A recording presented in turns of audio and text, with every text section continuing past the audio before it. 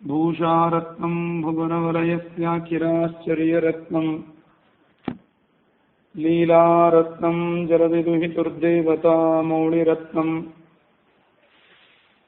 ಚಿಂತಾರತ್ನಂ ಜಗತಿ ಭಜತಾಂ ತತ್ಸರೋಜದ್ಯುರತ್ನಂ ಕೌಸಲ್ಯಾಯಾಲಸತು ಮಹನ್ಮಂಡಲೇ ಪುತ್ರರತ್ನಂ ಕಪಿಗಡಕುದುರೀಣಃ ಕಾರ್ಮುಕನ್ಯಸ್ತಬಾಣಃ ಕ್ಷಪಿತದಿತಿಜಸೈನ್ಯಃ ಕ್ಷತ್ರಿಯೇಷ್ವಗ್ರಗಣ್ಯಃ ಜಲಧಿರಚಿತಸೇತುಃ ಜಾನಕೀತೋಷಹೇತುಃ ಪತಿಪತಿಗುಣಸಾಂದ್ರಃ ಪಾತು ಮಾಂ ರಾಮಚಂದ್ರಃ ಶ್ರೀಮಧ್ವಕಲ್ಪವೃಕ್ಷಶ್ಚ ಜಯಾರ್ಯಃ ಕಾಮಧೇನವಃ ಚಿಂತಾಮಣಿಸ್ತು ವ್ಯಾಸಾರ್ಯಃ ಮುನಿತ್ರಯಮುದಾಹೃತಂ ಮೂಕೋಪಿ ಯತ್ಪ್ರಸಾದೇನ ಮುಕುಂದಶಯನಾಯಿತೆ ರಾಜರಾಜಾಯಿತೆ ರಿಕ್ತೋ ರಾಘವೇಂದ್ರಂ ತಮಾಶ್ರಯೇ ಅಸ್ಮದ್ಗುರುಸಮಾರಂಭಾಂ ಟೀಕಾಕೃತ್ಪಾದಮಧ್ಯಗಾಂ ಶ್ರೀಮದಾಚಾರ್ಯಪರ್ಯಂತಾಂ ವಂದೇ ಗುರುಪರಂಪರಾಂ ಯೈರಹಂ ಶ್ರುತವತ್ ಸಮ್ಯಕ್ ಶಿಕ್ಷಿತೋಸ್ಮಿ ಕೃಪಾಲುಭಿಃ ಶ್ರೀಶತೀರ್ಥಶ್ರೀಪಾದಾನ್ ವಂದೇ ವಿದ್ಯಾಗುರುನ್ ಮಮ ವಾಲ್ಮೀಕಿರ್ಗೌಃ ಪುನೀಯಾನ್ನೋ ಮಹೀಧರಪದಾಶ್ರಯ ಯದ್ದುಗ್ಧಮುಪಜೀವಂತಿ ಕವಯಸ್ತರಣಕಾ ಇವ ಶ್ರೀಗುರುಭ್ಯೋ ನಮಃ. ಹರಿ ಓಂ.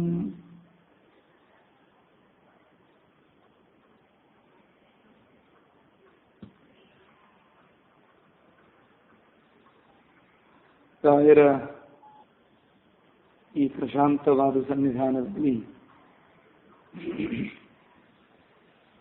ರಾಯರು ನಿತ್ಯ ಉಪಾಸನೆ ಮಾಡುವ ಶ್ರೀರಾಮಚಂದ್ರ ದೇವರ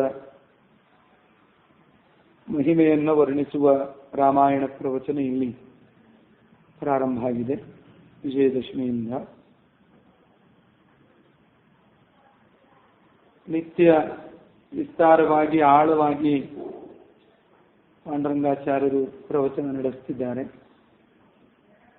ಮಧ್ಯೆ ರಾಮಾಯಣದ ಬಗ್ಗೆ ಒಂದೆರಡು ಮಾತುಗಳನ್ನು ಗುರುಗಳಲ್ಲಿ ಸಮರ್ಪಣೆ ಮಾಡುವ ಪ್ರಯತ್ನವನ್ನ ಮಾಡ್ತಾ ಇದ್ದೇನೆ.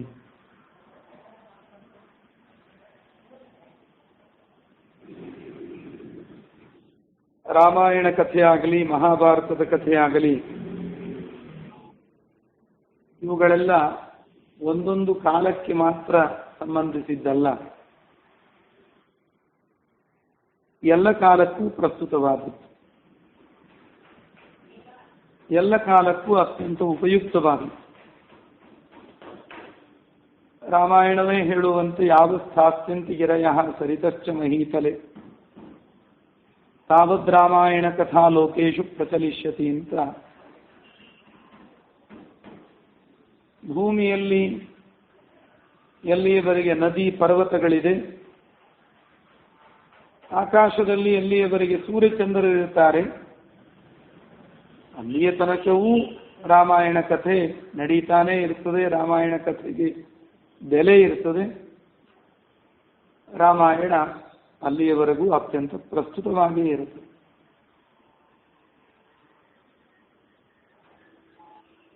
ಕೆಲವು ಕನ್ನಡಿಗಳಿರ್ತದೆ, ಅದರ ಮುಂದೆ ನಿಂತರೆ ನಾವು ಯಾವ ಕೋನದಿಂದ ನಿಂತರೂ ನಮ್ಮ ಆಕಾರ ಅದಕ್ಕೆ ತಕ್ಕಂತೆ ಕಾಣಿಸ್ತಿರ್ತದೆ. ಹಾಗೆ ರಾಮಾಯಣ ಮಹಾಭಾರತಗಳಲ್ಲಿ ನೀವು ಯಾವ ಕಾಲದಲ್ಲಿ ನೋಡಿದರೂ ಆಯಾ ಸಮಕಾಲೀನ ಸಮಾಜಕ್ಕೆ ಹೊಂದುವ ರೀತಿಯಲ್ಲಿ, ವ್ಯಕ್ತಿಗಳಿಗೆ ಹೊಂದುವ ರೀತಿಯಲ್ಲಿ ಸಂದೇಶಗಳು, ಆಖ್ಯಾನಗಳು, ಕಥೆಗಳು ಆ ಸನ್ನಿವೇಶಗಳಿಗೆ ತಕ್ಕಂತೆ ತೆರೆದುಕೊಳ್ತದೆ. ಆ ದೃಷ್ಟಿಯಿಂದ ನಾವು ಸ್ವಲ್ಪ ರಾಮಾಯಣದ ಕೆಲವು ಸನ್ನಿವೇಶಗಳನ್ನು ನೋಡುವಾಗ ರಾಮಾಯಣ ಇವತ್ತಿಗೂ ಅತ್ಯಂತ ಪ್ರಸ್ತುತ ಅನ್ನೋದಕ್ಕೆ ಹಿರಿಯರು ಕೆಲವರು ಹೇಳುತ್ತಿದ್ರು. ಒಮ್ಮೆ ಈ ಮುಂಬಯಿಯ ಟ್ರೈನ್ನಲ್ಲಿ ಇಬ್ಬರು ಗಂಡ ಹೆಂಡತಿ ಹೊಸದಾಗಿ ಮದುವೆ ಆಗುತ್ತೆ. ಒಬ್ಬ ವಯಸ್ಸಾದ ಆಚಾರ್ಯರು, ರಾಮಾಯಣ ಎಲ್ಲ ತಿಳಿದವರು. ಆ ಹುಡುಗನಿಗೇನು ಇಂತಹ ಧರ್ಮ, ಇತಿಹಾಸ, ಪುರಾಣ, ರಾಮಾಯಣ, ಮಹಾಭಾರತ ಇವುಗಳ ಬಗ್ಗೆ ಏನಂತ ಶ್ರದ್ಧೆ, ನಿಷ್ಠೆಯೇ ಇರಲಿಲ್ಲ. ಇವೆಲ್ಲ ಏನು, ಇದಕ್ಕೆಲ್ಲ ಏನು ಮಹತ್ವ? ಹಾಗೆ ಎಂದೋ ನಡೆದ ಕಥೆ, ಸಾವಿರಾರು ವರ್ಷ, ಲಕ್ಷ ವರ್ಷಗಳ ಹಿಂದೆ ನಡೆದ ಕಥೆಗಳು. ಇವತ್ತಿನ ಕಾಲಕ್ಕೆ ಇದು ಯಾವುದು ಹೊಂದಾಣಿಕೆ ಆಗೋದಲ್ಲ. ಪಾಪ ಅವರು ಹೇಳೋ ಅಷ್ಟು ಹೇಳಿದ್ರು. ಮುಂದೆ ಸ್ವಲ್ಪ ಹೊತ್ತಾಯಿತು. ಇನ್ನೊಂದು ಸ್ಟೇಷನ್ನಲ್ಲಿ ಎಲ್ಲರೂ ಇಳಿದು ಇನ್ನೊಂದು ವಿಭಾಗಕ್ಕೆ ಹೋಗುವ ರೈಲು ಹಿಡಿಯಿದೆ. ಬಾಂಬೆ ಲೋಕಲ್ ಟ್ರೈನ್ ಎಲ್ಲರಿಗೂ ಗೊತ್ತಿದೆ, ಭಾರೀ ಗರ್ದಿ. ಹತ್ತೋ ಭರದಲ್ಲಿ ಗಂಡ ಮೊದಲು ಹತ್ತಿದ, ಹೆಂಡತಿ ಹಿಂದೆ ಉಳಿದು ಬಿಟ್ಲು. ಟ್ರೈನ್ ಪಾಸ್ ಆಗಿಬಿಡ್ತು, ಮುಂದೆ ಹೋಗಿಬಿಡ್ತು. ಈಗ ನನ್ನ ಮೊಬೈಲೇ ಮತ್ತೊಂದೇ. ಆವಾಗ ಆಚಾರು ಈ ಗಂಡ ಇಬ್ಬರು ಮತ್ತೆ ಸಂಧಿಸಿದರಂತೆ. ನೋಡಿ, ನೀನು ರಾಮಾಯಣ ಏನ್ರೆ ಓದಿದ್ದಿ ಅಂದ್ರೆ ಇವತ್ತು ಹೆಂಡತಿಯನ್ನು ಪ್ಲಾಟ್ಫಾರ್ಮ್ ಅಲ್ಲಿ ಕಳ್ಕೊಳ್ಳೋ ಪ್ರಸಂಗ ನಿನಗೆ ಬರ್ತಿರ್ಲಿಲ್ಲ. ರಾಮಾಯಣ ಓದಿದ್ರೆ, ರಾಮಾಯಣ ಕಥೆ ಕೇಳಿದ್ರೆ, ಯಾವುದೇ ವಾಹನ ಏರುವಾಗ, ಗಾಡಿ ಏರುವಾಗ, ಟ್ರೈನ್, ಬಸ್ ಏರುವಾಗ ಯಾರು ಮೊದಲು ಏರಬೇಕು ಅನ್ನೋದಕ್ಕೂ ಕೂಡ ರಾಮಾಯಣ ಮಾರ್ಗದರ್ಶನ ಕೊಡ್ತದೆ. ರಾಮಾಯಣ ಕಥೆ ಕೇಳಿಲ್ಲ ನೀನು. ಶ್ರೀರಾಮಚಂದ್ರ ಸೀತಾ ಲಕ್ಷ್ಮಣರೊಂದಿಗೆ ವನವಾಸಕ್ಕೆ ಅಂತ ಹೊರಟು ಗುಹನ ಬಳಿಯಲ್ಲಿ ಬಂದಾಗ ಅವನ ಆತಿಥ್ಯವನ್ನು ಸ್ವೀಕಾರ ಮಾಡಿ ಗಂಗಾ ನದಿಯನ್ನು ದಾಟಿ ಮುಂದೆ ಚಿತ್ರಕೂಟದತ್ತ ಪ್ರಯಾಣ ಮಾಡಬೇಕು. ಗಂಗಾ ನದಿ ದಾಟೋದಕ್ಕೆ ಅಂತ ಗುಹಾವನ್ನು ನಾವೆಯನ್ನು ತಂದು ನಿಲ್ಲಿಸಿದ. ಆವಾಗ ರಾಮಚಂದ್ರ ಹೇಳಿದ್ದಂತೆ ಸೀತೆಗೆ, ಮೊದಲು ನೀ ಏರು, ಆಮೇಲೆ ನಾ ಏರ್ತೀನಿ. ಹೆಂಡತಿಯನ್ನು ಮೊದಲು ವಾಹನದಲ್ಲಿ ಏರಿಸಿ ಆಮೇಲೆ ಶ್ರೀರಾಮಚಂದ್ರ ತಾನೇರಿದ. ನೀನಿದನ್ನು ಕೇಳಿದ್ದಿ ಅಂದ್ರೆ ಲೋಕಲ್ ಟ್ರೈನ್ ನೀನು ಹತ್ತೋವಾಗ್ಲೂ ಮೊದಲು ಹೆಂಡತಿಯನ್ನು ಏರ್ತಿದ್ದಿ. ಆದರೆ ರಾಮಾಯಣ ಕೇಳಿಲ್ಲ. ಮತ್ತೆ ವಾಪಸ್ ಹೋಗಿ ಹೆಂಡತಿಯನ್ನು ಹುಡುಕೋ ಪ್ರಸಂಗ ಬರ್ತೀನಿ. ಹೀಗೆ ನೀವು ಯಾವ ದೃಷ್ಟಿಯಿಂದ ನೋಡಿದರೂ ಎಲ್ಲ ಕಾಲಕ್ಕೂ ಒಪ್ಪುವ, ಎಲ್ಲ ಕಾಲಕ್ಕೂ ಹೊಂದಾಣಿಕೆ ಆಗುವ ಸನ್ನಿವೇಶಗಳನ್ನು ನಾವು ರಾಮಾಯಣದಲ್ಲಿ ನೋಡ್ತೇವೆ. ರಾಮಾಯಣದ ಕಥೆ ಅದು ರಾಮನ ಕಥೆ. ರಾಮನ ಕಥೆಯನ್ನ ಕೇಳಿದರೆ ಏನಾಗ್ತದೆ? ಅದಕ್ಕೆ ರಾಮಾಯಣದಲ್ಲಿ ಒಂದು ಉದಾಹರಣೆ ಇದೆ. ಕಪಿಗಳೆಲ್ಲ ಜಾಂಬವಂತ ಅಂಗದರ ನೇತೃತ್ವದಲ್ಲಿ ಹನುಮಂತನನ್ನ ಮುಂದೆ ಮಾಡಿಕೊಂಡು ದಕ್ಷಿಣ ದಿಕ್ಕಿನಲ್ಲಿ ಸೀತಾನ್ವೇಷಣೆಗೆ ಅಂತ ಬರ್ತಾರೆ. 2 ತಿಂಗಳು ಅವಧಿ ಇರುತ್ತದೆ. ಕಾಲ ಮೀರಿ ಹೋಗಿರುತ್ತದೆ. ಎಷ್ಟು ಹುಡುಕಿದರೂ ಸೀತೆ ಸಿಕ್ಕುವುದಿಲ್ಲ. ಎಲ್ಲರೂ ಸೇರಿ ಒಂದು ಪರ್ವತದ ಬುಡದಲ್ಲಿ ನೆರಳಲ್ಲಿ ಬಂದು ಕೂಡುತ್ತಾರೆ. ಅವರೆಲ್ಲ ವಿಚಾರ ಮಾಡಿದರಂತೆ, ಮರಳಿ ಹೋದರೆ ಬರಿಗೈಯಿಂದ ಬಂದಿದ್ದೀವಿ ಅಂತ ಸುಗ್ರೀವ ನಮಗೆ ಶಾಸನ ಮಾಡೋದಂತೂ ನಿಶ್ಚಿತ. ಯಾಕೆ ಹೋಗೋವಾಗಲೇ ಹೇಳಿ ಕಳಿಸಿದ್ದ, ಸೀತೆ ಬಗ್ಗೆ ಏನಾದರೂ ಸಂದೇಶ ತಗೊಂಡೇ ಬರಬೇಕು, ಇಲ್ಲ ಅಂದ್ರೆ ಮರಣದಂಡನೆ ಅಂತ. ಅದು ಸುಗ್ರೀವಾಜ್ಞೆ. ಇವತ್ತಿನ ತನಕನೂ ಆ ಶಬ್ದ ನಮ್ಮಲ್ಲಿ ಜೀವಂತವಾಗಿ ಬೆಳೆದು ಬಂತು ಅನ್ನಬೇಕಾದರೆ ಆ ಸುಗ್ರೀವನ ಕಾಲದಲ್ಲಿ ಸುಗ್ರೀವ ಮಾಡಿದ ಆಜ್ಞೆಗೆ ಏನು ಮಹತ್ವ. ಆದ್ದರಿಂದ ಅಲ್ಲಿ ಹೋದ್ರಂತೂ ಬದುಕುವುದಿಲ್ಲ. ಇಲ್ಲಿ ಎಷ್ಟು ದಿವಸ ಅಂತ ಕಾಡಿನಲ್ಲಿ ಅಲಿಯೋದು. ಅದಕ್ಕೋಸ್ಕರ ಇಲ್ಲೇ ಉಪವಾಸ ಸತ್ಯಾಗ್ರಹ, ಪ್ರಾಯೋಪವೇಶ ಮಾಡಿ ಪ್ರಾಣ ಬಿಟ್ಟುಬಿಡೋಣ. ಇದೊಂದು ಒಳ್ಳೆ ರೀತಿಯಿಂದ ದೇಹ ಬಿಡುವ ಉಪಾಯ. ಅಲ್ಲೋಗಿ ಶಿಕ್ಷೆಯಾಗಿ ಪ್ರಾಣ ಬಿಡೋದು ಸರಿ ಅಂತ ಪ್ರಾಯೋಪವೇಶಕ್ಕೆ ಎಲ್ಲರೂ ಕೂತು ಉಪವಾಸ ಕೂಡೋದು ಅಂದ್ರೆ ಈಗ ನಮ್ಮಲ್ಲೂ ಏಕಾದಶಿ ಉಪವಾಸ ಅಂತಿದೆ. ಉಪವಾಸ ಸಮೀಪದಲ್ಲಿರೋದು ಯಾವುದರ ಸಮೀಪ? ಉಂಡಿ ಡಬ್ಬಿ ಸಮೀಪ ಅಲ್ಲ, ದೇವರ ಸಮೀಪ, ಸದ್ಗ್ರಂಥಗಳ ಸಮೀಪದಲ್ಲಿರೋದು. ಅದೇ ಉಪವಾಸ ಅಂದ್ರೆ. ಬರೀ ಆಹಾರ ನೀರು ಸ್ವೀಕಾರ ಮಾಡದೇನೆ ಇರೋದಷ್ಟೇ ಉಪವಾಸ ಅಂತ ಶಾಸ್ತ್ರ ಹೇಳಿಲ್ಲ. ಉಪವಾಸದ ಒಂದು ನಿಯಮ ಅದು. ಅದರಂತೆ ಕಾಲವನ್ನು ಉತ್ತಮವಾದ ರೀತಿಯಲ್ಲಿ ವಿನಿಯೋಗ ಮಾಡಬೇಕು. ಹಾಗಾಗಿ ಇವರೆಲ್ಲೂ ಉಪವಾಸಕ್ಕೆ ಅಂತ ಕುಳಿತಾಗ ರಾಮಾಯಣದ ಕಥೆಯನ್ನ ತಾವು ಯಾರಿಗಾಗಿ ಸೀತೆಯನ್ನು ಹುಡುಕ್ಲಿಕ್ಕೆ ಅಂತ ಹೊರಟೀವಿ, ಆ ಕಥಾನಾಯಕನಾದ ಶ್ರೀರಾಮನ ವ್ಯಕ್ತಿತ್ವ, ಅವನ ಮಹಿಮೆ, ಏನವನ ಗುಣ ಅಂತ ಒಬ್ಬರು ಹೇಳುತ್ತಿದ್ದಾರೆ. ಎಲ್ಲರೂ ಕೂತು ಆರಂಭದಿಂದ ಅಲ್ಲಿಯವರೆಗೆ, ಅವತ್ತಿನವರೆಗೆ ರಾಮಾಯಣದ ಕಥೆ ಏನು ನಡೆದಿದೆ ಅದನ್ನೇ ಹೇಳಿಕೊಂಡು ಬಂದರು. ರಾಮಾಯಣ ಎಲ್ಲ ಮುಗೀತು ಅವರು ಹೇಳಿದ್ದು. ಅಲ್ಲಿ ಒಂದು ದೈತ್ಯಾಕಾರದ ಪಕ್ಷಿ, ಭಾರಿ ದೊಡ್ಡ ಪಕ್ಷಿ, ಸಂಪಾತಿ ಅಂತ ಹೆಸರದರದ್ದು.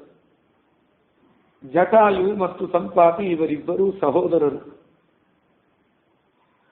ಇವರಿಬ್ಬರು ಸೂರ್ಯನ ಸಮೀಪಕ್ಕೆ ವೇಗದಿಂದ ಹೋಗೋಣ ಅಂತ ಸ್ಪರ್ಧೆಯಿಂದ ಹೊರಟಾಗ ಮೇಲಕ್ಕೆ ಹೊರಟ ಜಟಾಯುವಿಗೆ ಸೂರ್ಯನ ಆ ಪ್ರಖರತೆಯನ್ನು ತಡೆದುಕೊಳ್ಳಿಕ್ಕಾಗದೆ ಕೆಳಗೆ ಬೀಳುವ ಪ್ರಸಂಗ ಬಂದಾಗ ಅವನ ಆಯಾಸವನ್ನು ಗಮನಿಸಿ ಸಂಪಾತಿ ಅವನ ಮೇಲೆ ಬಂದು ತನ್ನ ರೆಕ್ಕೆಗಳನ್ನು ಹರಡಿ ಅವನ ಮೇಲೆ ಒಂದಿಷ್ಟು ನೆರಳು ಬೀಳುವಂತೆ ಮಾಡಿ ಅವನಿಗೆ ಸ್ವಲ್ಪ ಆಸರೆ ಸಿಗೋ ಹಾಗೆ ಮಾಡಿದ. ಆದರೆ ಅವನಿಗೆ ನೆರಳು ಸಿಗಲಿ ಇವನು ಅವನಿಗಿಂತ ಮೇಲೆ ಹಾರಿ ಸೂರ್ಯನಿಗೆ ಸಮೀಪ ಆಗಿದ್ದಕ್ಕೆ ಆ ಪ್ರಖರ ಕಿರಣಗಳ ಬಿಸಿಯಿಂದ ಸಂಪಾತಿಯ ರೆಕ್ಕೆ ಸುಟ್ಟು ಹೋಗಿತ್ತು. ಆಗ ಹಾರ್ಲಿಕ್ಕಾಗದೇನೆ ಅಲ್ಲಿಂದ ಕೆಳಗಿಳಿದು ಇಳಿದು ದಕ್ಷಿಣ ಸಮುದ್ರದ ತೀರದ ಸ್ವಲ್ಪ ದೂರದಲ್ಲಿ ಈ ಪರ್ವತದ ಬಳಿಯಲ್ಲಿ ಬಂದು ಬಿದ್ದ. ಅವನ ಸ್ಥಿತಿಯನ್ನು ಕಂಡು ಆ ಕಾಡಿನಲ್ಲಿರುವ ಕೆಲವು ಪ್ರಾಣಿಗಳು, ಕೆಲವು ಭೂತಗಣಗಳು, ಕೆಲವು ಯಕ್ಷರು ನಿತ್ಯ ಅವನಿಗೆ ಆಹಾರವನ್ನು ತಂದು ಕೊಡ್ತಾ ಇದ್ರು. ಕೂತಲ್ಲೇ ಆಹಾರ, ರೆಕ್ಕೆ ಸುಟ್ಟು ಹೋಗಿದೆ, ಅಲಗಾಡುವ ಹಾಗಿಲ್ಲ, ಆಚೆಗೆ ಹೋಗ್ಲಿಕ್ಕೆ ಆಗುವುದಿಲ್ಲ. ಸೂರ್ಯನ ತನಕ ಹಾರುವ ಶಕ್ತಿ ಇದ್ದವನಿಗೆ ಏನೂ ಆಗ್ತಿಲ್ಲ. ರಾಮಾಯಣ ನಮಗೆ ಎಚ್ಚರ ಕೊಡುತ್ತದೆ, ಏರಬೇಕು ಜೀವನದಲ್ಲಿ. ಎಷ್ಟೇರಬೇಕು ಅಂದ್ರೆ ಸಂಪಾತಿ ಏರಿದ ಹಾಗೆ ಇರ್ಲಿಕ್ಕೆ ಹೋಗ್ಕೂಡುದು. ಯಾಕೆಂದ್ರೆ ಏರೋದು ಜಾಸ್ತಿಯಾಗಿ ಕೊನೆಗೆ ಕೆಳಗೆ ಬಿದ್ದರೆ ಅಲುಗಾಡ್ಲಿಕ್ಕೆ ಆಗದೆ ಇರೋ ರೀತಿ, ಎದ್ದೇ ಕೂಡ್ಲಿಕ್ಕೆ ಆಗದೆ ಇರೋ ರೀತಿ ಏರಿ ಪ್ರಯೋಜನ ಏನು? ಆದ್ರಿಂದ ಒಂದು ಮಿತಿಯನ್ನು ನೋಡಿಕೊಂಡು ಏರಬೇಕು. ಯಾಕೆಂದ್ರೆ ಏರಿದವ ಇಳಿಲೇಬೇಕಂತೆ, ಇಳಿದವ ಏರಲೇಬೇಕು, ಹುಟ್ಟಿದವ ಸಾಯಲೇಬೇಕು, ಮರಣ ಹೊಂದಿದವ ಮತ್ತೆ ಹುಟ್ಟಲೇಬೇಕು.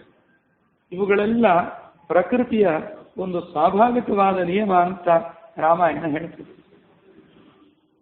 ಪತನಾಂತಹ ಸಮುಚ್ಛ್ರಯ ಸಂಯೋಗಾಂತಂಚ ಜೀವಿತ, ಮರಣಾಂತಂಚ ಜೀವಿತ. ಆದ್ದರಿಂದ ಸಂಪಾತಿ ಕೆಳಗೆ ಬಿದ್ದಿದ್ನಲ್ಲ, ಎಷ್ಟೋ ವರ್ಷಗಳ ನಂತರ ಈ ಕಪಿಗಳೆಲ್ಲ ಸೇರಿ ಅಲ್ಲಿ ಕುಳಿತಾಗ ಇವರೇನು ಮಾಡ್ತಿದ್ದಾರೆ ಅಂತ ಅಲ್ಲಿ ಬಂದು ಕುತೂಹಲದಿಂದ ಕಿವಿಗೊಟ್ಟು ಕೇಳಿದ. ಅವರು ಹೇಳಿದ ಇಡೀ ರಾಮಾಯಣ ಅವತ್ತಿನ ಕಥೆಯವರೆಗೆ ಅವನು ಕೇಳಿದ್ದಕ್ಕೆ ಸುಟ್ಟು ಹೋದ ಅವನ ರೆಕ್ಕೆಗಳೆಲ್ಲ ಮತ್ತೆ ಚಿಗಿತುಕೊಂಡು ಸಂಪಾತಿ ಮೊದಲಿನಂತೆ ಒಳ್ಳೆ ಬಲಿಷ್ಠನಾದ ಪಕ್ಷಿಯಾಗಿ ಹಾರುವ ಶಕ್ತಿಯನ್ನು ಪಡೆದುಕೊಂಡ. ಅಂದ ಮೇಲೆ ಸಂಪಾತಿ ಸುಟ್ಟು ಹೋದ ರೆಕ್ಕೆಗಳನ್ನು ಪಡೆದುಕೊಂಡ. ರಾಮಾಯಣ ಕಥೆ ಕೇಳಿ ನಾವು ರಾಮಾಯಣದ ಕಥೆಯನ್ನು ಕೇಳಿದರೆ ಸಂಸಾರದಲ್ಲಿ ನಾನಾ ತರಹದ ನೋವು ಮುಂತಾದವುಗಳಿಂದ ನಾವು ಬೆಂದು ಹೋಗಿರ್ತೇವೆ.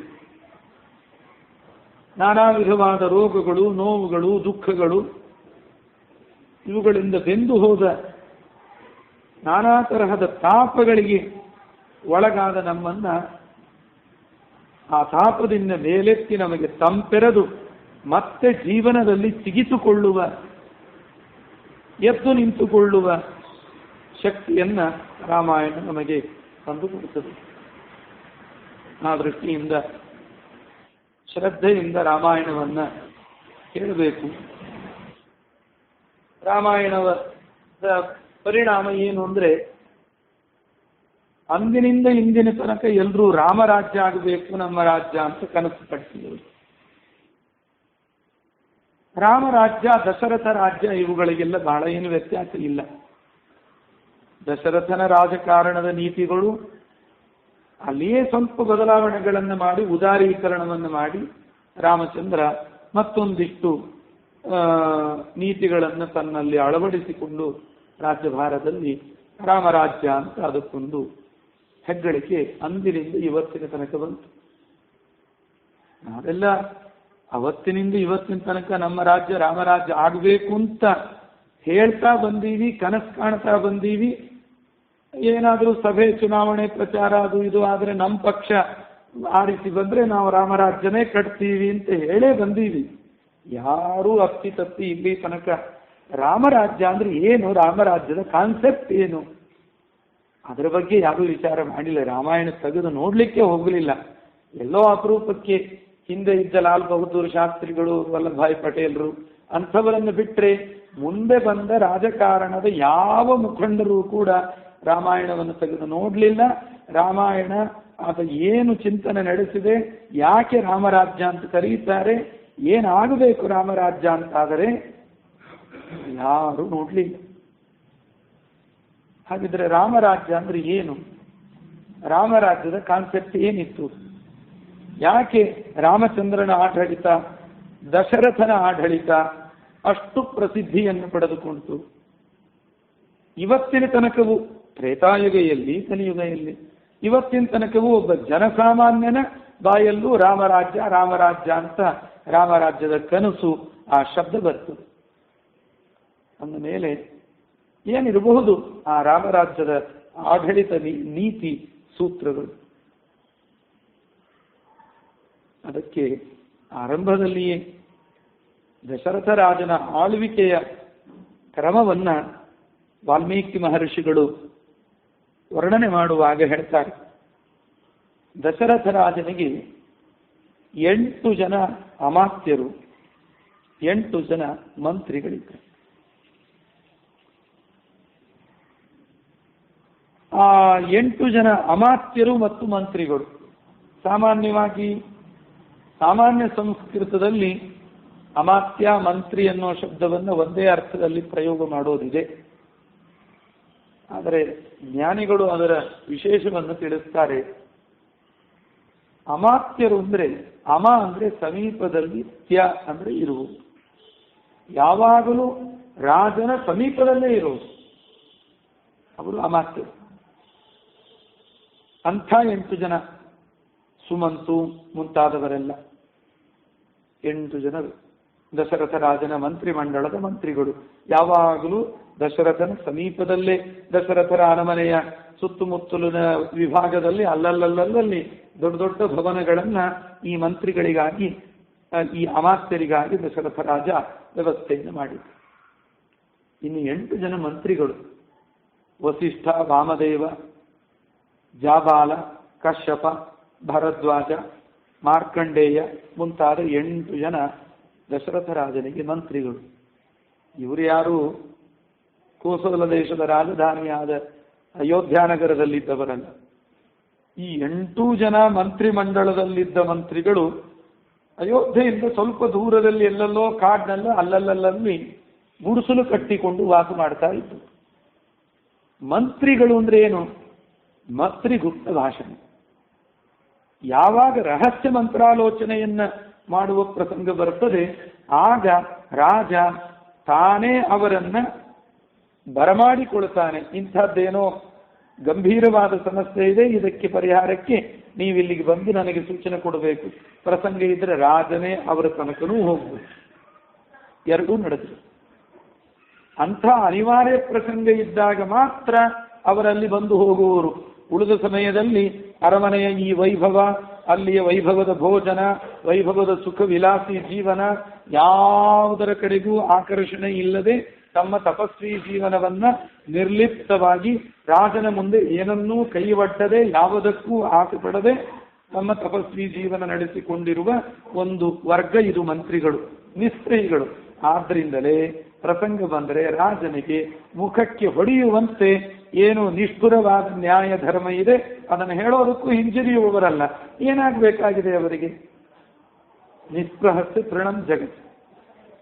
ಆದ್ದರಿಂದ ಈ 8 ಜನ ಮಂತ್ರಿಗಳು ಇವರೇನೋ ದೂರದಲ್ಲಿರ್ತಾರೆ, ರಾಜ ಬಂದಾಗ ಅಥವಾ ಕರೆಸಿದಾಗ ಹೇಳೋದು ಹೋಗೋದು ಇಷ್ಟು ಕೆಲಸ. ಆದರೆ ಸಮೀಪದಲ್ಲಿರ್ತಾರಲ್ಲ ಅವರು ಬಹಳ ಅಪಾಯಕ. ಆದ್ರಿಂದ 8 ಜನ ಅಮಾತ್ಯರು ಹೇಗಿದ್ರು ಅಂತ ಆ ಅಮಾತ್ಯರು, ಯಾಕೆಂದ್ರೆ ರಾಮಾಯಣ ಹೇಳ್ತದೆ ದೇಶವನ್ನ ಆಳುವ ರಾಜ ದಡ್ಡ ಆದರೂ ಚಿಂತೆ ಇಲ್ಲ, ಮಂತ್ರಿಗಳು ಒಳ್ಳೆ ವಿವೇಕಿಗಳಾಗಿ ಬಿಟ್ರೆ 100 ಜನ ಅವಿವೇಕಿಗಳಾದ ಮಂತ್ರಿಗಳನ್ನಿಟ್ಟುಕೊಳ್ಳೋದಕ್ಕಿಂತ ಒಬ್ಬ ವಿವೇಕಿಯಾದ ಮಂತ್ರಿಯನ್ನಿಟ್ಟುಕೊಂಡ್ರೆ ಆವಾಗ ರಾಷ್ಟ್ರ ಒಳ್ಳೆ ಸಮೃದ್ಧಿಯನ್ನು ಕಾಣುತ್ತೆ. ಆದರೆ 8 ಜನ ಅಮಾತ್ಯರು ಒಬ್ಬೊಬ್ಬರೂ ಕೂಡ ವಿಶಿಷ್ಟವಾದ ಗುಣ ಸಂಪನ್ನರಾಗಿರತಕ್ಕವರು. ಅವರ ಬಗ್ಗೆ ಹೇಳ್ತಾರೆ, ವಿದ್ಯಾ ವಿನೀತಾಹ ಶ್ರೀಮಂತಹ ಕುಶಲಾಹ ನಿಯತೇಂದ್ರಿಯ.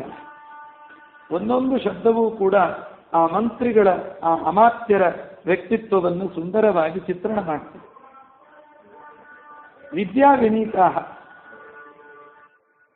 ಅವರು ಒಳ್ಳೆ ವಿದ್ಯಾವಂತರು, ಎಲ್ಲ ಶಾಸ್ತ್ರಗಳನ್ನ ಅಮಾತ್ಯರಾದವರು ಚೆನ್ನಾಗಿ ಅರಿತವರು.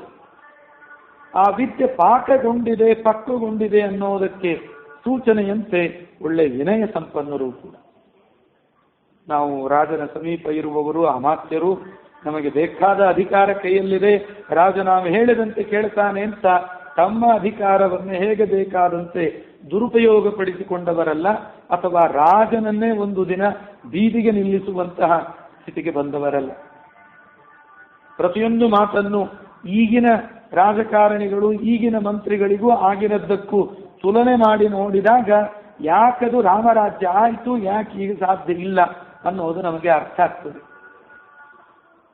ಅವರು ವಿದ್ಯೆ ವಿನಯ 2 ಗುಣಗಳನ್ನ ಅಳವಡಿಸಿಕೊಂಡವರಾದರೆ ನಾವು ಇವತ್ತು ನೋಡ್ತೀವಿ, ಯಾವುದೋ ಒಂದು ಹಳ್ಳಿಯೋ ಒಂದೇನೋ ಕಾರ್ಯಕ್ರಮಕ್ಕೋ ಈ ಮಂತ್ರಿಗಳೋ ಶಾಸಕರೋ ಇನ್ಯಾರೋ ಬಂದ್ರು ಅಂದ್ರೆ ಅವರಿಗೆ ಯಾರೋ ಜೊತೆಯಲ್ಲಿದ್ದ IAS ಆಫೀಸರೋ ಅಥವಾ PAಗಳೋ ಒಂದು ಇದನ್ನ ಪ್ರವಚನಕ್ಕೆ ಅವರ ಭಾಷಣಕ್ಕೆ ಬೇಕಾದ ಒಂದು ಶೀಟ್ ತಯಾರು ಮಾಡಿ ತಂದು ಕೊಟ್ಟಿರ್ತಾರೆ.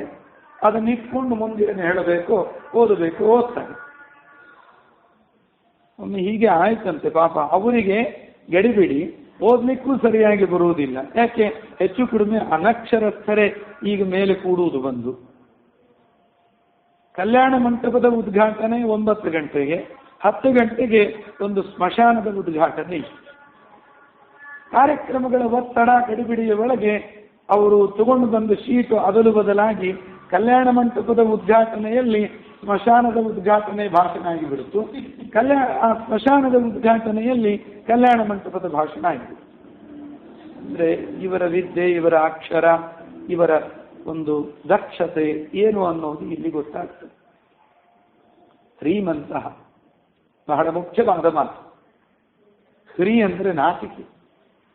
ನಾಚಿಕೆ ಅಂದ್ರೆ ಭಾಗವತದಲ್ಲಿ ವರ್ಣನೆ ಮಾಡುವಾಗ ಸಾಮಾನ್ಯವಾಗಿ ನಾಚಿಕೆ ಹೆಣ್ಣು ಮಕ್ಕಳಿಗೆ ಭೂಷಣ ಅಂತ ಹೇಳೋದುಂಟು. ಗಂಡಸರಿಂದ ನಾಚಿಕೊಂಡ್ರೆ ಏನು ಹೆಣ್ಮಕ್ಳನ್ನ ನಾಚ್ಕೋತಿ ಅಂತ ಬೈತಾರೆ, ನಾಚ್ಕೋಬಾರದು ಅಂತ. ಆದರೆ ಶಾಸ್ತ್ರದ ದೃಷ್ಟಿಯಲ್ಲಿ ಶ್ರೀ ಅಂದ್ರೆ ನಾಚಿಕೆ. ನಾಚಿಕೆ ಅಂದ್ರೆ ಅಲ್ಲಿ ಹೇಳುವಂಥದ್ದು ಜುಗುಪ್ಸಾ ಕ್ರೀಹಿ ವಿಕರ್ಮಸು, ನಿಷಿದ್ಧವಾದ ಕಾರ್ಯವನ್ನ ಮಾಡುವಲ್ಲಿ ತಪ್ಪು ಕೆಲಸ, ಅನ್ಯಾಯವನ್ನ ಮಾಡೋದರಿಂದ ಹಿಂಜರಿಯೋದಿದೆಯಲ್ಲ, ಇದೇ ನಾಚಿಕೆ, ಇದೇ ಹ್ರಿ. ಆ ದಶರಥರ ಅಮಾತ್ಯರಲ್ಲಿ ಈ ಹ್ರಿ ಬೇಕಾದಷ್ಟು ತುಂಬಿತ್ತು. ಅನ್ಯಾಯದಿಂದ ಹೆದರಿ ಹಿಂದೆ 10 ಹೆಜ್ಜೆ ಹಿಂದಿಡುವವರು, ಎಂದೂ ಅನ್ಯಾಯವನ್ನು ಮಾಡುವಲ್ಲಿ ಪ್ರವೃತ್ತಿ ಮಾಡುವವರಲ್ಲ. ನಿಯತೇಂದ್ರಿಯ, ತಮ್ಮ ತಮ್ಮ ಮನಸ್ಸು, ಇಂದ್ರಿಯ, ಕಿವಿ, ಕಣ್ಣು, ನಾಲಿಗೆ ಎಲ್ಲವನ್ನ ತಮ್ಮ ನಿಯಂತ್ರಣದಲ್ಲಿ ಇಟ್ಟುಕೊಂಡವರು. ಅದರಂತೆ ಒಳ್ಳೆ ಕೀರ್ತಿ ಹಾಗೂ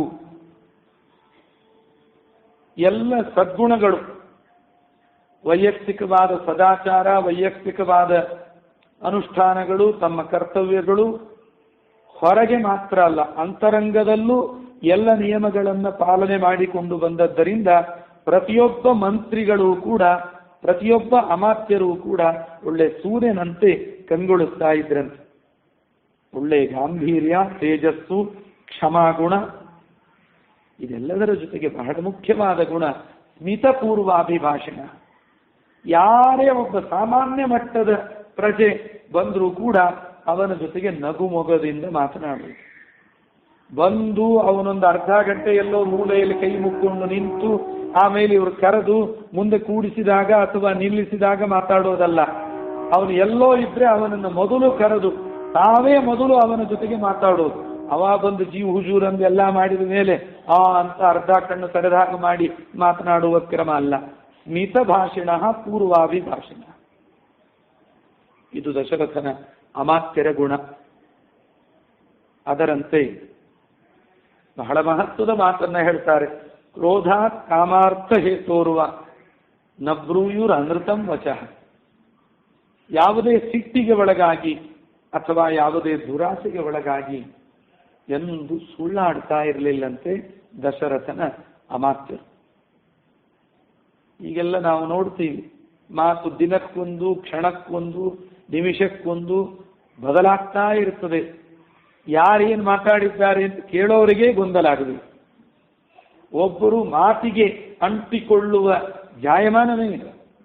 ತುಳಸಿದಾಸರು ಒಂದು ಕಡೆ ಹೇಳ್ತಾರೆ, ಪ್ರಾಣ ಜಾಯ ಪರವಚನ ನ ಜಾಯ.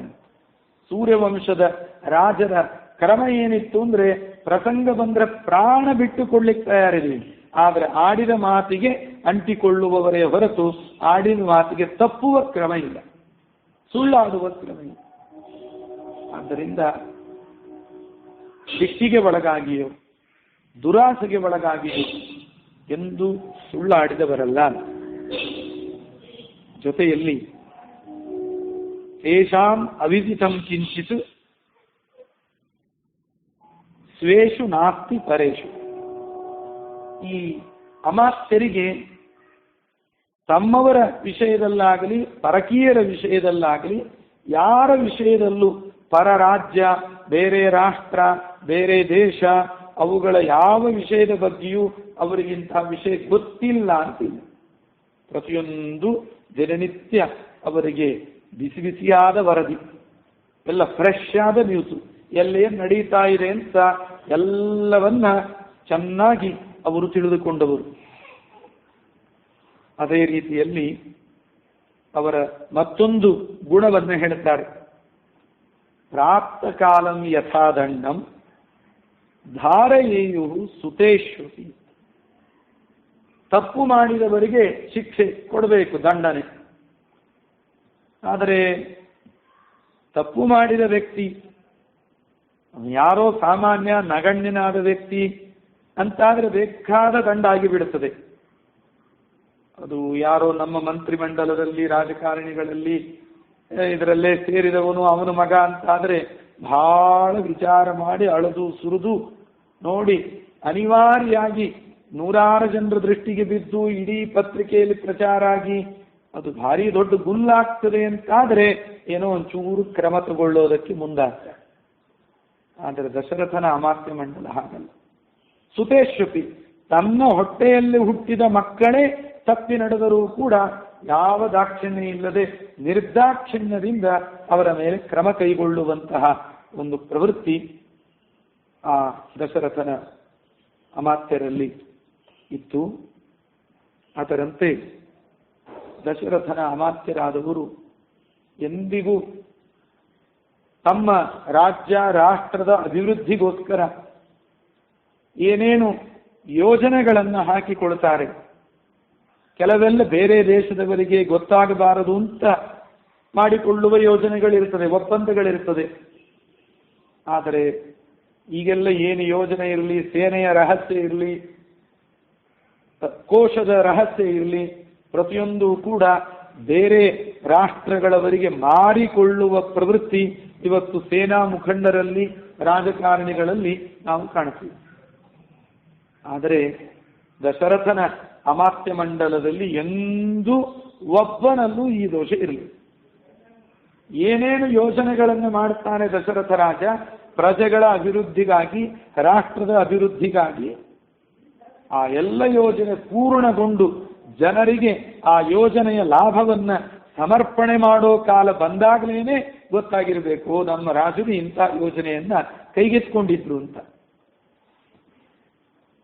ಬೇರೆ ರಾಷ್ಟ್ರದವರಿಗೆ ಇದರ ವಾಸನೆ ಕೂಡ ಪಡೆಯದಂತೆ ಅಷ್ಟು ರಹಸ್ಯವನ್ನ ಕಾಪಾಡಿಕೊಳ್ಳುವಂತಹ ಒಂದು ಪ್ರವೃತ್ತಿ ಆಗಿನ ಕಾಲದ ಅಮಾತ್ಯರಲ್ಲಿ.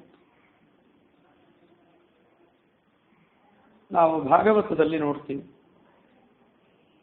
ಪ್ರಸಂಗ ಬಂದ್ರೆ ತನ್ನ ಮಕ್ಕಳನ್ನೂ ಅಪರಾಧ ಮಾಡಿದ್ರೆ ದಂಡನೆಗೆ ಒಳಪಡಿಸಲಿಕ್ಕೆ ಹಿಂಸರಿಯುವ ಕ್ರಮ ಇಲ್ಲ. ಇದೇ ಇಕ್ಷ್ವಾಕು ವಂಶದಲ್ಲಿ ಶರಿಯಾತಿ ಅಂತ ಒಬ್ಬ ರಾಜ ತನ್ನ ಮಕ್ಕಳನ್ನ, ಪರಿವಾರವನ್ನ, ಸೈನ್ಯವನ್ನ ತೆಗೆದುಕೊಂಡು ಕಾಡಿನಲ್ಲಿ ಬರುವಾಗ ಅವನ ಮಗಳಾದ ಸುಕನ್ಯೆ ಒಂದು ಹುತ್ತವನ್ನ ನೋಡಿ ಅದರಿಂದ ಬರುವ 2 ಬೆಳಕನ್ನ ಕಂಡು ಕುತೂಹಲದಿಂದ ಮುಳ್ಳು ತಗೊಂಡು ಚುಚ್ಚಿದ್ಲು. ಶಬರ ಮಹರ್ಷಿಗಳು ತಪಸ್ಸು ಮಾಡ್ತಾ ಇದ್ದ ಜಾಗ, ಅವರ ಕಣ್ಣಿನಿಂದ ಬರುವ ತೇಜಸ್ಸನ್ನ ಗಮನಿಸಿ ಅದೇನೋ ಅಂತ ಕುತೂಹಲದಿಂದ ಅವಳು ಅವರ ಕಣ್ಣಿಗೆ ಮುಳ್ಳು ಚುಚ್ಚಿದ್ದಕ್ಕೆ ತಪೋಭಂಗವಾಗಿ ಇಂತಹ ಆಶ್ರಮಗಳ ಪರಿಸರವನ್ನ ಹಾಳು ಮಾಡಿದರೆ, ಯಾವುದೇ ಮಠ ಮಂದಿರಗಳು, ಆಶ್ರಮಗಳು, ಅವುಗಳ ಸುತ್ತಮುತ್ತಲಿನ ಪರಿಸರ ಹೇಗಿರಬೇಕು ಅದನ್ನ ಮಲಿನಗೊಳಿಸುವ, ಅದನ್ನ ಅಶುಚಿಗೊಳಿಸುವ, ಅಲ್ಲಿ ಅನ್ಯಾಯವನ್ನು ಮಾಡುವ ಪ್ರವೃತ್ತಿ ಉಂಟಾದರೆ ಅದಕ್ಕೆ ಏನು ಶಿಕ್ಷೆ ಅನ್ನೋದನ್ನು ತೋರಿಸುವುದಕ್ಕೆ ಆಗಿಂದಾಗಲೇ ಆ ರಾಜ, ಅವರ ಪರಿವಾರ ಎಲ್ಲದವರ ಉಸಿರುಗಟ್ಟು ಮಲಮೂತ್ರ ಬಂಧನ ಆಗುವಂತೆ ಮಾಡಿಬಿಟ್ಟು ಶಾರೀರಿಕವಾದ ಈ ವಿಕಾರವನ್ನು ಕಂಡು ರಾಜ, ಸುಕನ್ಯೆ ಮುಂತಾದ ಎಲ್ಲರನ್ನ ಕೇಳಿದ, ಇದು ಚವರರು ತಪಸ್ಸು ಮಾಡೋ ಜಾಗ, ಏನಾದರೂ ಅನ್ಯಾಯ ಮಾಡಿದ್ದೀರೋ ಅಂತ. ಸಣ್ಣ ಹುಡುಗಿ ಅವಳು, 8 ವರ್ಷದ ಹುಡುಗಿ, ಏನೋ ಕುತೂಹಲದಿಂದ ಹೀಗೆ ಮಾಡಿದೆ ಅಂತ ಹೇಳಿಬಿಟ್ಟು ಮಗಳು, ಮಗ ಅಲ್ಲ ಮಗಳು, ಆ ಮಗಳಲ್ಲಿ ಯಾವುದೇ ರೀತಿಯ ಆ ಒಂದು ಇದನ್ನ ಮಾಡದೆ ಅವನು ದಾಕ್ಷಿಣ್ಯ ಇಟ್ಟುಕೊಳ್ಳದೇನೆ ಏನು ಶಿಕ್ಷೆ ಕೊಡೋದು ಅದಕ್ಕೆ ಸಿದ್ಧ ನಾನು. ಎಲ್ಲಿಯ ಮಟ್ಟಿಗೆ ಅಂದ್ರೆ ಚವನರನ್ನು ಬೇಡಿಕೊಂಡ, ಮೊದಲಿನಂತೆ ನಮಗೆಲ್ಲ ಸರಿ ಆಗುವ ಹಾಗೆ ಮಾಡ್ರಿ. ಆವಾಗ ಚವನರಂದ್ರು, ನಿನ್ನ ಮಗಳನ್ನು ಕೊಟ್ಟು ನನಗೆ ಮದುವೆ ಮಾಡೋದಾದ್ರೆ ನಾನು ನಿಮ್ಮವರಿಗೆಲ್ಲ ಸರಿ ಆಗುವ ಹಾಗೆ ಮಾಡ್ತೀನಿ ಅಂತ ಹೇಳಿ. ಅವರು 800 ವರ್ಷದ ಹಣ್ಣು ಮುದುಕ, ತಲೆ ನಡುಗುತ್ತದೆ, ಕೂದಲೆಲ್ಲ ಬೆಳ್ಳಗಾಗಿದೆ, ಅದೇ ರೀತಿ ಮೈಯೆಲ್ಲ ನೆರೆಗೆಟ್ಟು ಹೋಗಿದೆ, ಕಣ್ಣು ಕಾಣಿಸೋದಿಲ್ಲ, ಈಗಲೋ ಆಗಲೋ ಅನ್ನುವಂತೆ ಇರುವ ವೃದ್ಧ, 8 ವರ್ಷದ ಹುಡುಗಿ ಇವಳು. ಆದರೆ ರಾಜ ತನ್ನ ಮಗಳು ತಪ್ಪು ಮಾಡಿದ್ದಾಳೆ, ಆದರೆ ತಪಸ್ವಿಗಳಾದ ಇವರಿಗೆ ಮದುವೆ ಮಾಡಿಕೊಡೋದರಿಂದ ನನ್ನ ಎಲ್ಲಾ ಪ್ರಜೆಗಳು ರಕ್ಷಣೆ ಆಗುತ್ತೆ ಅನ್ನೋದಾದರೆ ಒಬ್ಬ ಮಗಳನ್ನು ಕೈ ಬಿಟ್ಬಿಡೋಣ ಅಂತ ಮಗಳಿಗೆ ಶಿಕ್ಷೆ ಕೊಡೋದಕ್ಕೂ ಹಿಂದೆ ಸರಿಯದೇನೆ ಶರಿಯಾತಿರಾದ ಸುಕನ್ಯೆಯನ್ನು ಮದುವೆ ಮಾಡಿಕೊಟ್ಟ. ದೇವರು ಯೌವನ ಪಡೆದರೂ ಸುಖದಿಂದಿದ್ರು, ಆ ಮಾತು ಬೇರೆ. ಯಾಕೆ ನಾವು ಈ ಪ್ರಸಂಗವನ್ನು ನೋಡೋದು ಅಂದ್ರೆ, ರಾಮಾಯಣ ಚಿಂತನೆ ಮಾಡ್ತಾ ಹೇಳ್ತದೆ, ಅಪರಾಧ ಮಾಡಿದಾಗ ಅದು ಯಾರೇ ಆಗಿದ್ರೂ ಯಾವ ದಾಕ್ಷಿಣ್ಯ ಇಲ್ಲದೆ ಅದಕ್ಕೆ ತಕ್ಕ ಶಿಕ್ಷೆಯನ್ನ ನೀಡುವಂತಹ ಕ್ರಮ ದಶರಥನ ಅಮಾತ್ಯ ಮಂಡಲದಲ್ಲಿ ಇತ್ತು.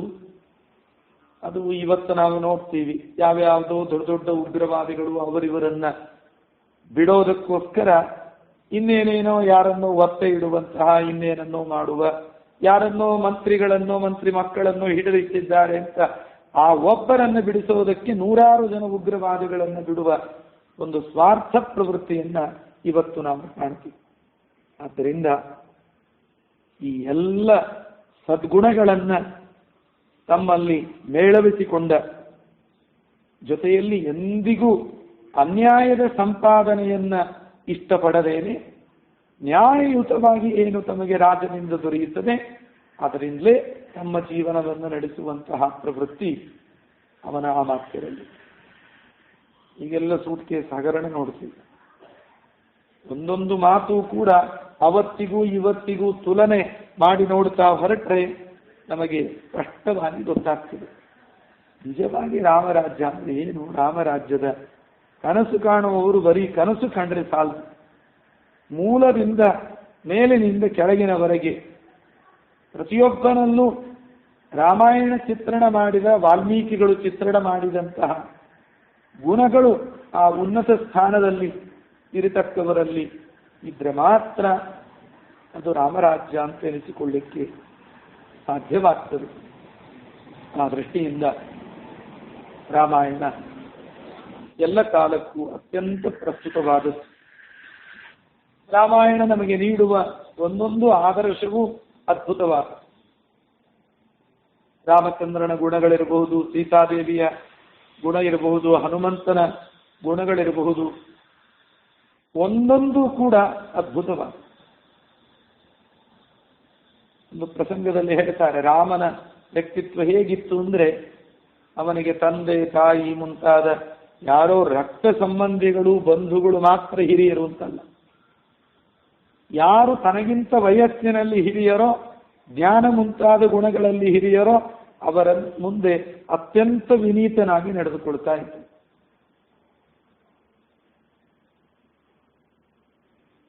ಜಟಾಯುವಿನ ಬಳಿ ಬಂದಾಗ ಜಟಾಯುವಿನಿಂದ ಎಲ್ಲ ವಿಷಯವನ್ನು ತಿಳಿದು ಜಟಾಯು ರಾಮನ ಸಮಕ್ಷಮದಲ್ಲಿ ಪ್ರಾಣ ತೊರೆದಾಗ ಜಟಾಯುವಿಗೆ ಸಂಸ್ಕಾರ ಮಾಡಬೇಕು.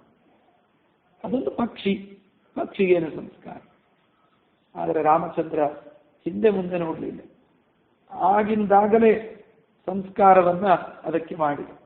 ಲಕ್ಷ್ಮಣನಿಗೆ ಹೇಳ್ತಾನೆ, ತಂದೆಯ ಮಗನಾಗಿ ಜ್ಯೇಷ್ಠ ಪುತ್ರನಾಗಿ ದಶರಥ ರಾಜನ ಸಂಸ್ಕಾರ ಮಾಡಬೇಕಾಗಿತ್ತು ನಾನು. ಆದರೆ ಈ ವನವಾಸಕ್ಕೆ ಬಂದ ಕಾರಣದಿಂದ ಅದು ನನ್ನ ಕೈಲಿ ಮಾಡ್ಲಿಕ್ಕೆ ಆಗಲಿಲ್ಲ. ಆದರೆ ನನ್ನ ತಂದೆಯ ಪರಮ ಮಿತ್ರನಾಗಿದ್ದಂತಹ ಈ ಜಟಾಯುವಿಗೆ ನಾನೇನು ಸಂಸ್ಕಾರ ಮಾಡಿದ್ದೀನಿ, ಇದರಿಂದ ನನ್ನ ತಂದೆಯ ಸಂಸ್ಕಾರವನ್ನೇ ಮಾಡಿದಂತಹ ಪುಣ್ಯ, ಅಷ್ಟು ತೃಪ್ತಿ, ಅಷ್ಟು ಸಂತೋಷ ನನಗೆ ಆಗ್ತಾ ಇದೆ ಅಂತ ಜಟಾಯು ಅವನಿಗೆ ಭೇಟಿಯಾದದ್ದೇ ಈ 2 ಕ್ಷಣ. ಹಿಂದೆ ಪರಿಚಯ ಇಲ್ಲ, ಏನೂ ಇಲ್ಲ. ಆದರೆ ಅವನ ಗುಣ, ಅವನ ವ್ಯಕ್ತಿತ್ವ ಪ್ರತಿಯೊಂದನ್ನು ಅಳೆದು ಅವನ ವಿಷಯದಲ್ಲಿ ಆ ರೀತಿಯಲ್ಲಿ ಶ್ರೀರಾಮಚಂದ್ರ ನಡೆದುಕೊಂಡಿದ್ದಾನೆ. ವಾಲ್ಮೀಕಿಗಳು ರಾಮನ ವ್ಯಕ್ತಿತ್ವವನ್ನು ಚಿತ್ರಣ ಮಾಡುವಾಗ ಹೇಳ್ತಾರೆ, ಶ್ರೀರಾಮಚಂದ್ರ ಹೇಗಿದ್ದ ಅಂದ್ರೆ ಶತ್ರುಗಳ ವಿಷಯದಲ್ಲೂ ಕೂಡ ಪ್ರಸಂಗ ಬಂದ್ರೆ ಅವನು ಮೈತ್ರಿ ಮಾಡಿಕೊಳ್ಳೋದಕ್ಕೆ, ಅವರ ಮೇಲೆ ತನ್ನ ಕ್ಷಮ ಮಾಡೋದಕ್ಕೆ ಅವನು ಸಿದ್ಧರಾಗ್ತಾ ಇದ್ದ. ಈ ಲಂಕಾಕ್ಕೆ ಬಂದು ರಾವಣನ ಜೊತೆಗೆ ಯುದ್ಧ ಮಾಡುವ ಪ್ರಸಂಗ ಬರ್ತದೆ. ಪ್ರಸಂಗ ಬಂದಾಗ ಈ ಕಪಿ ಸೈನ್ಯ, ರಾಮ ತಗೊಂಡು ಬಂದ ಸೈನ್ಯ ಏನಿದೆ, ಎಷ್ಟಿದೆ ನೋಡೋಣ ಅಂತ ರಾವಣ ಶುಕಸಾರಣರು ಅಂತ 2 ರಾಕ್ಷಸರನ್ನು ಕಳುಹಿಸಿಕೊಡ್ತಾನೆ.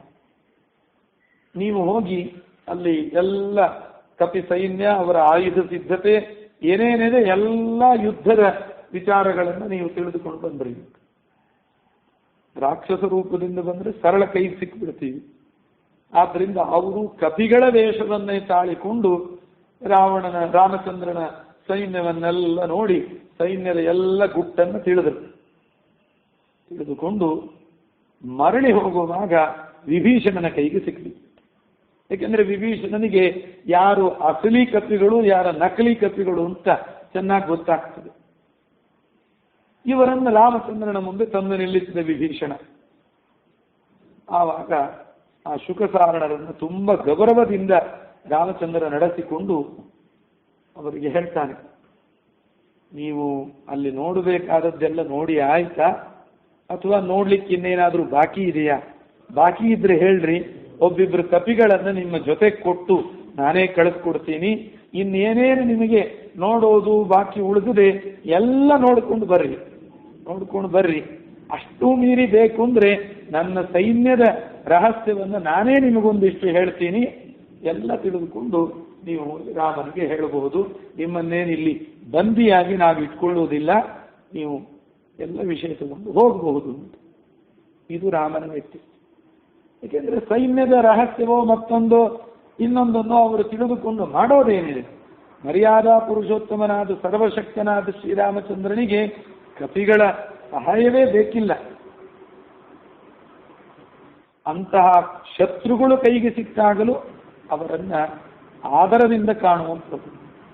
ಅದಕ್ಕಿಂತಲೂ ಹೆಚ್ಚು ರಾವಣನ ಸಂಹಾರವಾದಾಗ ವಿಭೀಷಣನಿಗೆ ಸಂಸ್ಕಾರ ಮಾಡ್ಲಿಕ್ಕೆ ಹೇಳ್ತಾನೆ ರಾಮಚಂದ್ರ. ಅಯ್ಯೋ ಅವನು ದುಷ್ಟ, ಇಷ್ಟೆಲ್ಲ ಅನ್ಯಾಯ ಮಾಡಿದ್ದಾನೆ, ನಾನು ಮಾಡುವುದಿಲ್ಲ ಅಂತ. ರಾಮಚಂದ್ರ ಹೇಳ್ತಾನೆ, ನಮ್ಮ ವೈರ ಶತ್ರುತ್ವ ಏನಿದ್ರು ಬದುಕಿರೋ ತನ, ಮರಣದ ನಂತರ ಅವೆಲ್ಲ ಮಾಡೋ ಹಾಗಿಲ್ಲ. ಅದು ಮಾನವೀಯತೆ ಅಲ್ಲ, ಮನುಷ್ಯನ ವಿವೇಕಿಯ ಲಕ್ಷಣವೂ ಅಲ್ಲ. ಆದ್ದರಿಂದ ನೀನ್ ಮಾಡಿದಿ ಸಂತೋಷ, ನಿನಗೆ ಹೇಗೆ ಅಣ್ಣನೋ ಹಾಗೆ ರಾವಣನ್ ನನಗೂ ಅಣ್ಣ, ನೀ ಮಾಡೋದಿಲ್ಲ ಅಂದ್ರೆ ನಾನು ನಿಂತು ರಾವಣನಿಗೆ ಸಂಸ್ಕಾರವನ್ನು ಮಾಡ್ತೀನಿ ಅನ್ನುವ ಮಾತನ್ನ ರಾಮಚಂದ್ರ ಆಡುತ್ತಾನೆ. ಶತ್ರುಗಳ ವಿಷಯದಲ್ಲೂ ಕೂಡ ರಾಮಚಂದ್ರ ನಡೆದುಕೊಳ್ಳುವ ರೀತಿ ಏನು? ಅದರದೇ ನಮ್ಮಲ್ಲಿ ವಿಜಯನಗರದ ಮೇಲೆ ಆಕ್ರಮಣ ನಡೆಯಿತು. ವಿಜಯನಗರದ ಮೇಲೆ ಪರಮತೀಯರ ಆಕ್ರಮಣ ನಡೆದ ಸಂದರ್ಭದಲ್ಲಿ ವಿಜಯನಗರದ ಅರಸನ್ನ ಸಂಹಾರ ಮಾಡಿದಾಗ ಅವನ ಶಿರಚ್ಛೇದ ಮಾಡಿ ಅವನ ಶಿರಸ್ಸನ್ನ ಎಷ್ಟೋ ವರ್ಷ ಸಿಂಹಾಸನದಲ್ಲಿ ಕೂತು ರಾಜ್ಯಭಾರ ಮಾಡಿದ ಒಬ್ಬ ರಾಜ ಒಂದು ಸಣ್ಣ ಮಟ್ಟದ ಗೌರವವೂ ಬೇಡವೆ ಅಂತದ್ದು ಪರಮತೀಯರು ಮಾಡಿದ ಆಕ್ರಮಣ ಎಷ್ಟರ ಮಟ್ಟಿಗೆ ಅಂದ್ರೆ ಆ ರಾಜನ ಶಿರಸ್ಸನ್ನು ರುಂಡವನ್ನು ತೆಗೆದುಕೊಂಡು ಚರಂಡಿಯ ಮೋರಿಗೆ ಒಯ್ದು ಬಂದ್ ಮಾಡ್ಲಿಕ್ಕೆ ಅಂತ ಇಟ್ಟಿರುತ್ತೆ. ಆ ಮೋರಿ ಕಲ್ಲು ಮಾಡೋ ಬಂದ್ ಮಾಡ್ಲಿಕ್ಕೆ ಒಂದು ಕಲ್ಲು ಅಡ್ಡ ಇಡ್ತಾರಲ್ಲ, ಹಾಗೆ ರಾಜನ ರುಂಡವನ್ನು ಒಯ್ದಿತ್ತು. ಪರಧರ್ಮೀಯರು ಪರಮತೀಯರು ನಡೆದುಕೊಳ್ಳುವ ಕ್ರಮ ಏನು? ನಮ್ಮ ಭಾರತೀಯ ಸಂಸ್ಕೃತಿಯಲ್ಲಿ ಶತ್ರುಗಳ ವಿಷಯದಲ್ಲೂ ಯಾವ ರೀತಿಯ ಔದಾರ್ಯದ ಭಾವನೆಯಿಂದ ನಡೆದುಕೊಳ್ತಿದ್ರು ಅನ್ನೋದನ್ನ ರಾಮಚಂದ್ರನ ಈ ಸನ್ನಿವೇಶದ ಮೂಲಕ ನಾವು ಕಾಣ್ತೀವಿ. ಹೀಗೆ ಶ್ರೀರಾಮಚಂದ್ರನ ಒಂದೊಂದು ಗುಣವೂ ಕೂಡ ಬಹಳ ಅದ್ಭುತವಾದದ್ದು, ಎಲ್ಲ ಕಾಲಕ್ಕೂ ಅತ್ಯಂತ ಪ್ರಸ್ತುತವಾದದ್ದು. ಅದು ಆಧ್ಯಾತ್ಮಿಕ ಜೀವನ ಇರಬಹುದು, ಸಾಮಾಜಿಕ ಜೀವನ ಇರಬಹುದು, ಕೌಟುಂಬಿಕ ಜೀವನ ಇರಬಹುದು, ಅಥವಾ ರಾಜಕೀಯ ಇರಬಹುದು, ಯುದ್ಧ ನೀತಿ ಇರಬಹುದು, ಋಷಿ ಮುನಿಗಳ ಬದುಕಿಗೆ ಸಂಬಂಧಪಟ್ಟದ್ದಿರಬಹುದು. ಎಂಥದೇ ಅಪಾಯದ, ಗಂಭೀರದ, ದುಃಖದ, ಹಾಸ್ಯದ ಯಾವ ಸನ್ನಿವೇಶ ಇದ್ರೂ ಸರಿ, ಪ್ರತಿಯೊಂದು ಸನ್ನಿವೇಶಕ್ಕೂ ಹೊಂದುವಂತೆ ರಾಮಾಯಣ ನಮಗೆ ಅನೇಕ ತರಹದ ನೀತಿಯನ್ನು, ಸಂದೇಶವನ್ನು ಒದಗಿಸಿಕೊಡುತ್ತದೆ. ಆ ನಿಟ್ಟಿನಲ್ಲಿ ರಾಮಾಯಣದ ಚಿಂತನೆಯನ್ನ ನಡೆಸೋಣ. ಒಂದೆರಡು ಅಂಶಗಳಲ್ಲಿ ಇಲ್ಲಿ ಚಿಂತನೆ ನಡೆಸಿ ಈ ಪ್ರವಚನವನ್ನು ಸಮಾಪ್ತಿಗೊಳಿಸ್ತೇನೆ. ಪಾಂಡುರಂಗಾಚಾರ್ಯರಿಂದ ನಿತ್ಯ ನಿರಂತರ ಇನ್ನೂ ವಿಶೇಷ ವಿಷಯಗಳ ವಿವರಣೆಯೊಂದಿಗೆ ಈ ಪ್ರವಚನ ಸಾಗಲಿ. ರಾಯರ ಅನುಗ್ರಹದಿಂದ ಅದು ಉತ್ತಮವಾದ ರೀತಿಯಲ್ಲಿ ಜ್ಞಾನ ಲಾಭಕ್ಕೆ ಅನುಕೂಲವಾಗಲಿ ಅಂತ ಬಯಸಿ ಪ್ರಾರ್ಥಿಸಿ ಈ